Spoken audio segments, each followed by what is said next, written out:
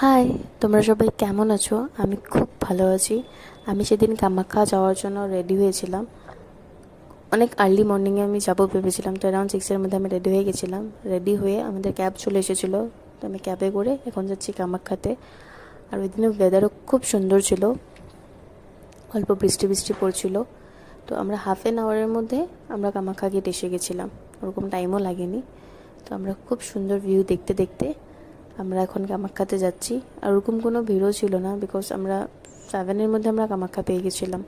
খুব সুন্দর ভিউ দেখতে দেখতে আমরা লাইনে দিলাম। লাইনে দিয়ে আমাদের টিকিট কাটতে হবে, তো আমরা এখান থেকে 2 আওয়ার্স লাইন দেওয়ার পরে আমরা এখান থেকে টিকিটটা কেটে পুজোর ডালাটা রেডি করতে গেছিলাম। পুজোর ডালাটা, ধূপকাঠি, প্রদীপ, সব কিছু প্রসাদ সব কিছু নিয়ে এখন আমরা যাচ্ছি আবার লাইন দিতে। এখান থেকে 2 to 3 আওয়ার্স আমাদের লাইন দিয়ে আমরা জাস্ট পুজো দিয়ে বার হলাম। পুজো দিয়ে